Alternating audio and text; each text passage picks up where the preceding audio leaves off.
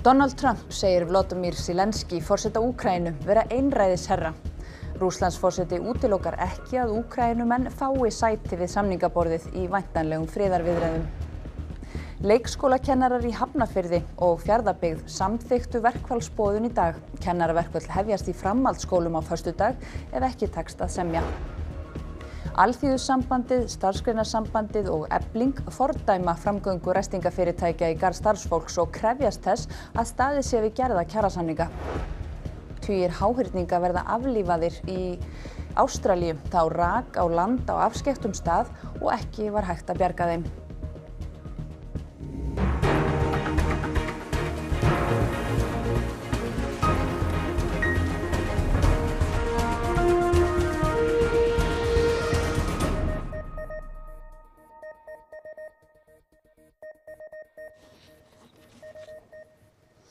Gott kvöld. Vladimir Putin Rússlandsforseti segir að enginn ætli að útiloka Úkraínumenn frá viðræðum erindi stríðsins þar í landi. Hann hefur fengið veður af því sem fram fór á milli utanríkisráðherra Rússlands og Bandaríkjanna á fundi þeirra í Sádi-Arabíu í gær og bjartsýnn á gang viðræðna. Hann sagði við rússneska fjölmiðla í dag að Bandaríkjaforseti hefði sagt við sig í síma nýverið að Úkraína fengi sæti við samningaborðið. Putin segist ekki ætla að útiloka það. Мне доложили первое, второе, я оцениваю их высоко. Результат есть. Первое, о чем бы хотел сказать, это о том, что мы договорились возобновить в нормальном режиме работу дипломатических ведомств. Постоянное выдворение дипломатов из Вашингтона, из Москвы ни к чему хорошему не приводит. Oddur, menn hafa óttast það síðustu daga að Úkraína fengi ekki aðild að viðræðum frið í eigin landi, en það kannski eitthvað að breytast núna? Já, bæði Rússar og Bandaríkjamenn hafa sagt að Úkraína fái á síðari stigum aðild að þessum viðræðum og Putin sagði líka í gær að hann væri meira segja tilbúinn til þess að ræða við Zelensky ef til þess kæmi. En það var svolítið hamagangur núna í gær og síðustu daga á meðal leiðtoga Evrópuríkja vegna þess að þeir áttu þess á að hvorki þeir né Úkraínumenn fengju aðild að þessum viðræðum sem að framfóru í Sádi-Arabíu í gær milli utanríkisráðherra Rússlands og utanríkisráðherra Bandaríkjanna, en með við þessar yfirlýsingar bæði Bandaríkjamanna og svo Pútins í dag að þá gæti það verið að breytast. En það breytist samt ekki því að samband Bandaríkjanna við Evrópu, samband Bandaríkjanna við Rússland og samband Bandaríkjanna við Úkraínu að breytast og það að breytast mjög hratt. Við sáum það mjög glögglega í gærkvöldi þegar að Donald Trump Bandaríkjaforseti sagði að Úkraínumenn hefðu ekki átt að hefja þetta stríð, að Úkraínumenn hefðu ekki átt að hefja þetta stríð og þeir hefðu núna haft 3 ár til þess að binda á það endi en ekki gert það. Við skulum bara heyra hvað Trump sagði í gærkvöldi. And I think I have the power to end this war. And I think it's going very well. But today I heard, well, we weren't invited. Well, you've been there for 3 years. You should have ended it 3 years. You should have never started it. You could have made a deal. I could have made a deal for Ukraine that would have given them almost all of the land, everything, almost all of the land, and no people would have been killed and no city would have been demolished. Já, þetta sagði Trump við fjölmiðla í gærkvöld. En þetta var ekki það eina sem vakti athygli. Nei, það sætti líka tíðindum þegar að Trump sagði að Zelensky hefði ekkert umboð frá úkraínsku þjóðinni og nyti aðeins 4% fylgis meðal landsmanna. Það svona í takti við það sem að rússnesk stjórnvöld segja og svona Kremlverjar hafa með þessum yfirlýsingum verið svolítið að grafa undan Zelensky frá því innrásin hófst. En Zelensky svaraði þessum í viðtali í dag og sagði að Trump byggi augljóslega bara í einhvers konar falsfrétta heimi Rússa og væri greinlega mjög undir áhrifum frá Rússum og áróðri þeirra. En svo bætti nú Trump við, eins og við heyrðum hérna áðan, og hann fór á samfélagsmiðli sinn, Truth Social núna síðdegis, og sagði að Volodymyr Zelensky Úkraínuforseti væri einræðisherra, hvorki meira né minna. Það eitthvað sem hann segir bara svona í lofti eða hvernig rökstyður hann þá fullyrðingu sína? Já, það spurning. Hann þá væntanlega vísað til þess að Zelensky, hann var kjörinn forseti Úkraínu 2019 og hefði kannski með réttu þá átt að sækjast eftir endurkjöri í fyrra. En hann gerði það ekki, hann situr áfram, en það vegna þess að það var lýst yfir herlögum í Úkraínu þegar innrás Rússa hófst 2022 og þau kveða á að engar forsetakosningar skuli fara fram í landinu. Þannig að hann greinlega bara vísið til þess að Zelenský situr umboðslaus, en svona kannski þegar betur að gáð, þá nú kannski alveg ástæða fyrir því, en við skulum ekki segja hér það. En svo fundu evrópskir þjóðarleiðtogar í dag og hvað kom út úr því samtali? Já, það svona óvíst. Evrópskir þjóðarleiðtogar funduðu í annað sinn á stuttum tíma með Emmanuel Macron Frakklandsforseta í París. Einhverjir þeirra mættu, en svo voru flestir sem tóku þátt með fjarfundabúnaði. Kristrún Frostadóttir, forsætisráðherra Íslands, þar á meðal. Þeir voru nú sennilega leiðtogarnir að bara stilla saman strengi og svona ræða saman sín á milli viðbrögð Evrópu og skilaboð gagnvart Bandaríkjunum og Úkraínu sömuleiðis. En við skulum bara heyra frá Kristrúnu Frostadóttur. Hún ræddi við Magnús Geir Eyjólfsson, fréttamann og rétt fyrir fréttir. Það auðvitað búið að vera að þétta raðirnar í Evrópu núna upp á síðkastið, ekki gegn Bandaríkjunum, heldur til þess að sýna að Evrópa getur verið sterkur bandamaður fyrir Bandaríkin. Lykilskilaboðin þessi að Evrópuþjóðirnar vilja standa áfram sterkt með Úkraínu og það verið að reyna að finna leiðir til þess að auka framlög, til þess að tryggja það að sá friður sem næst núna í Úkraínu verði á forsendum Úkraínumanna. Voru teknar einhverjar ákvarðanir? Það voru ýmsar hugmyndir viðraðar. Fólk hefur áhyggjur af því að það verði komið að vopnahléi án þess að það hafi svona þau áhrif að varanlegur friður komi í álfuna og líka að forsendur þess vopnahléis séu ekki á forsendum Úkraínu, ekki á forsendum Evrópu.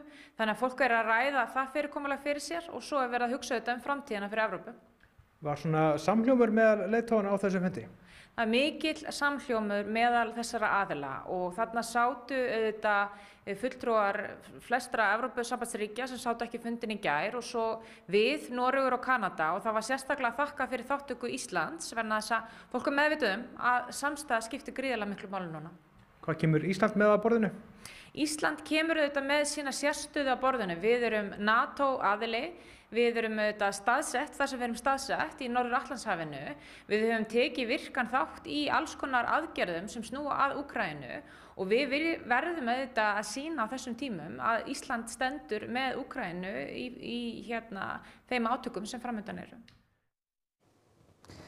Samninganefndir kennara, ríkis og sveitarfélaga hafa setið á fundi hjá ríkissáttasemjara frá því síðdegis. Og Alexander Kristjánsson, fréttamaður okkar, í Karphúsinu. Alexander, enn fundað? Já, það enn fundað hér í Karphúsinu fyrir aftan mig. Ríkissáttasemjari boðaði samninganefndirnar á sinn fund klukkan 3 að beiðni kennara. Við vitum í sjálfu sér lítið hvað hefur gengið á hérna í dag, en þetta í fyrsta sinn í nokkrar vikur sem allar samninganefndirnar funda hérna á sama tíma. Þannig að það hlýtur nú að vita á gott.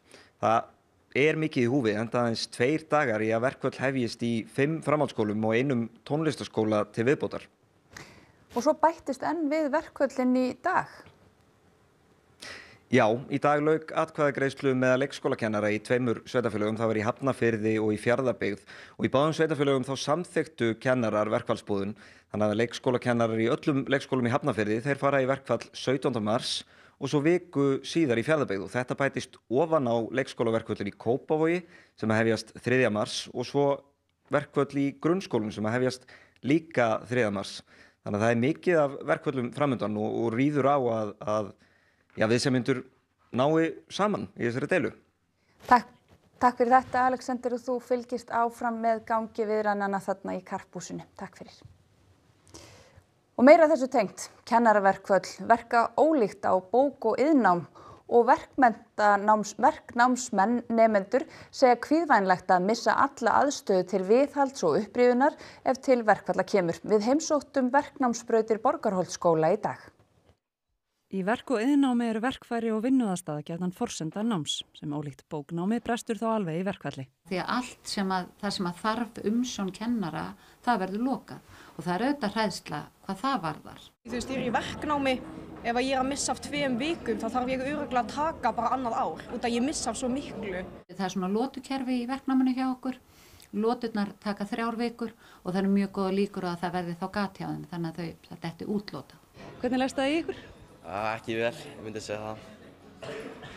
Bara helst að sleppa því, sko. Ég á útskrifast, þannig mér langar eiginlega ekkert að vera að lengja unnina. Meðal kennara ríkir nokkur óvissa með framvindu og mögulegar afleiðingar verkfalls. Og fólk svona óöruggt af því að það veit ekki nákvæmlega hvað á að gera, hvað þetta tekur langan tíma og hvaða áhrif þetta mun hafa á þeirra kennslu síðan þegar við komum tilbaka aftur ef af þessu verður. Ég þarf að klára ákveða marga klukkutíma á þessu verkstæði til þess að geta útskrifast. Ég að reyna að útskrifast og þetta hjálpar nú ekki til að vera að missa skóla sko.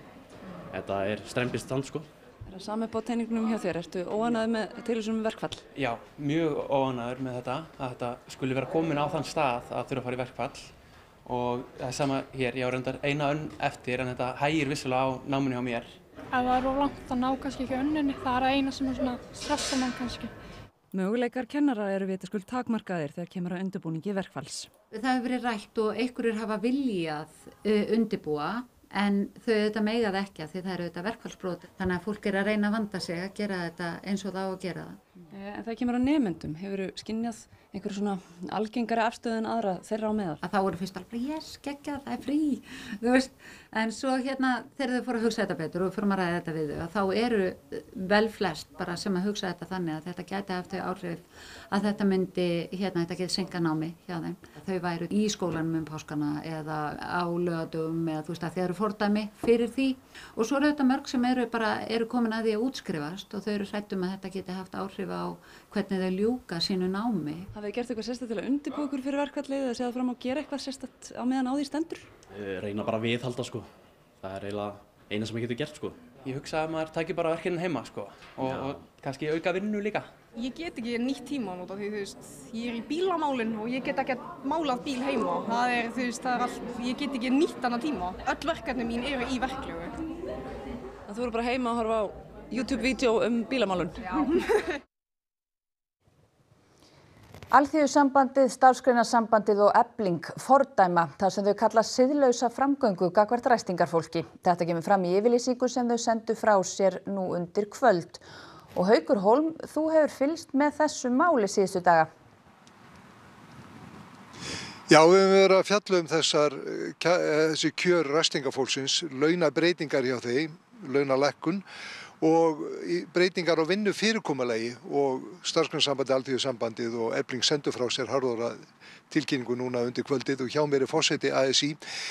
Þessar breytingar, þetta klárlega launalækkanir frekar heldur en bara breyting á vinnufyrirkomulagi? Já, alveg klárlega. Þetta fólk var flest allt saman ráðið í tímamælda mælingu og vann samkvæmt því. Og það eina sem hefur verið gert í þessari svokallaður hagræðingu er það að það búið að lækka launin 20%. Launin hækkuð 11%, þannig að það er launahækkun frá því sem við voru á áður. En þau eru með nákvæmlega sömu vinnuskyldu og sama tíma sem þau eiga að skila þessari vinnu á. En lægri laun? Já, miklu lægri laun. Fyrirtækin segja þetta sé hagræðing hjá þeim. Það var samkomulag við gerð síðustu kjarasamninga beggja vegna borðsins að hækka laun þessa hóps.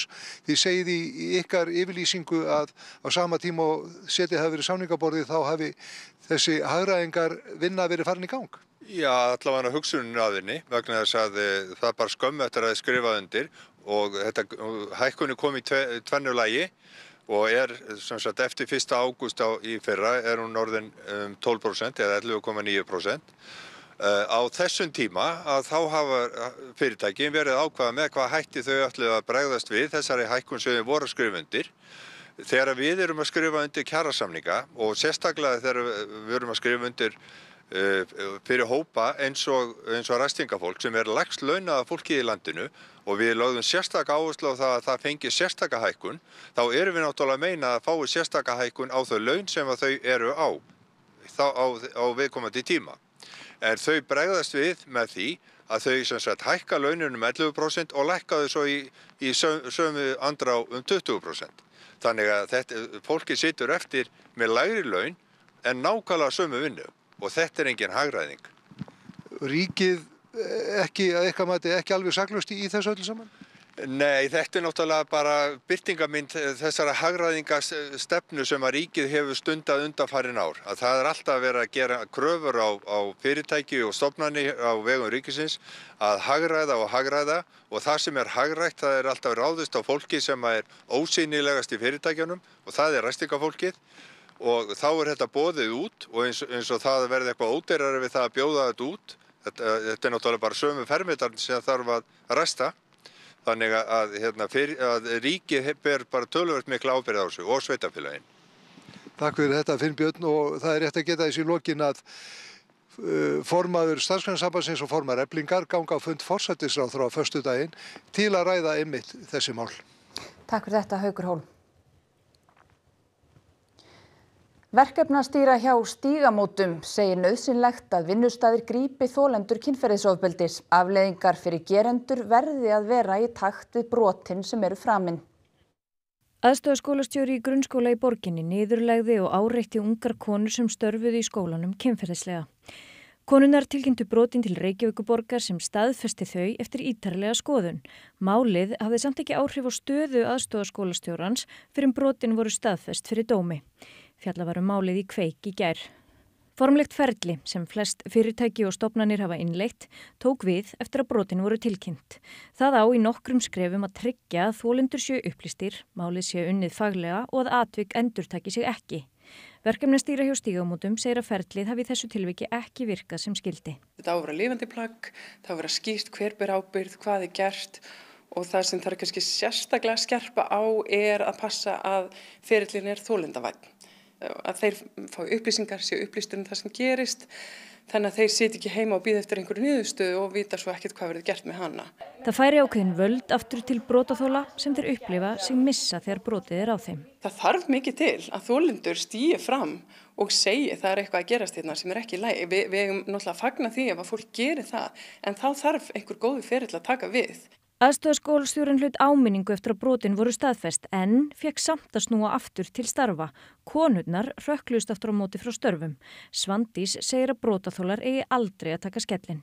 Þegar að niðurstaða er komin og hún er svona skýr, það á það auðvitað að leiða til einhverja breytinga. Það eiga að vera einhverja afleiðingar.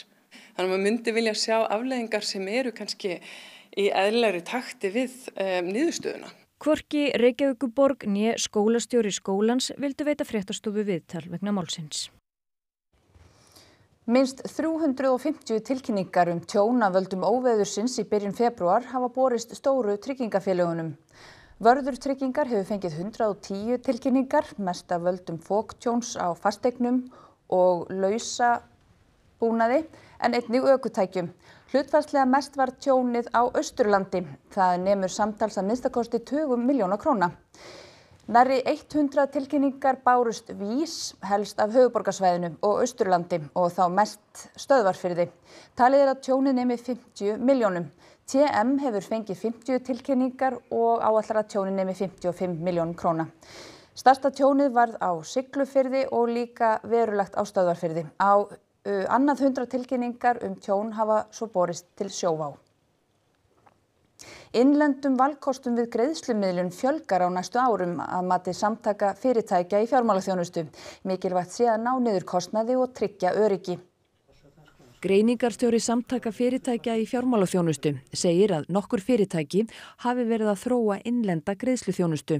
Þar á meðal Blikk sem byggja á millifærslum þar sem greiðsla fyrir vöru eða þjónustu fer beint af bankareikningi kaupanda á bankareikning seljanda án milliliða. Með við tækniþróunina þá myndi maður halda að vera líklegt að markaðurinn muni stöðla því að þessum lausnum muni fjölga áfram á næsta árum. Það ætti að auka valfrelsi neytenda og hagræði. En af hverju gera stóru viðskiptabankarnir ekki einhverja gangskur að þessu? Varðandi þessa lausn sem þú nefnir þá eru menn einmitt að vanda sig að þessi greiningavinna sé áræðanleg þannig að þessi markmið náist bæði öryggi og hagkvæmni. Og svo vinna eftir sem ég best veit bara enn í gangi. Það væri óheppilegt ef þau markmið nást ekki. Eins og staðan í dag greiða heimilin í landinu 14,4 milljarða króna á ári í þjónustugjöld. Það hlutfallslega mun meira en gengur og gerist í löndunum í kringum okkur. Ingvar segir að tækniþróun bend til að kostnaður við greiðslumiðlun sé á niðurleið. Og markaðurinn sé að hjálpa til við að þrýsta enn frekar niður. Við deilum bara því með Seðlabankanum að öryggi og hagkvæmni í greiðslumiðlun sé bara bæði mjög mikilvæg markmið. Eftir miklar vangaveltur hvalasérfræðinga í Ástralíu var ákveðið í dag að aflífa 90 höfrunga sem strönduðu á eyjunni Tasmaníu. Dýrin af tegundinni háhyrningsbróðir og fundust í gær. Talið að vaðan sem taldi 157 dýr hafi mögulega strandað í fyrradag. Mörg dýrin drápust fljótlega eftir strandið. Erfitt að komast að vettvangi vegna veðurs og vegna þess hversu afskekkt ströndin Þá ekki talið mögulegt að koma nauðsynlegum björgunarbúnaði þangað. Því var ákveðið að aflífa dýrin og lina þjáningar þeirra.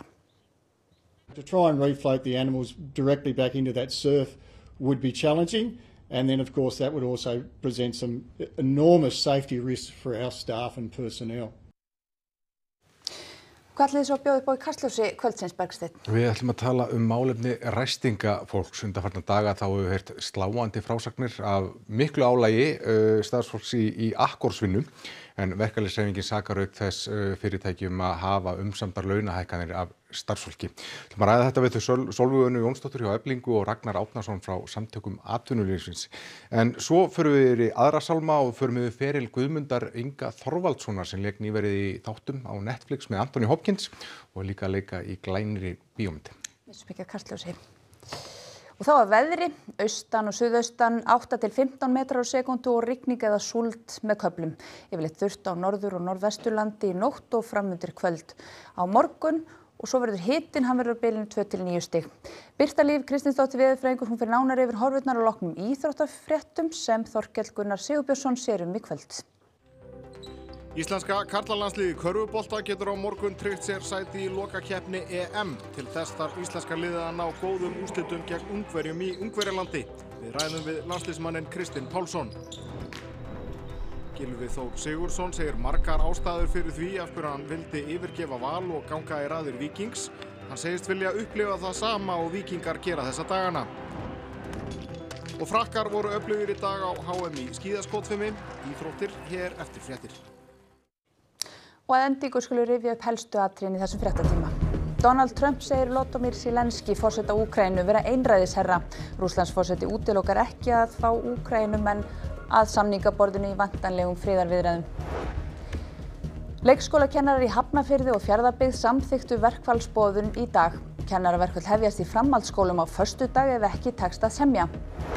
Alþýðusambandið, Starfsgreinasambandið og Efling fordæma framgöngu ræstingarfyrirtækja í garð starfsfólks og krefjast þess að staðið sé við gerða kjarasamninga.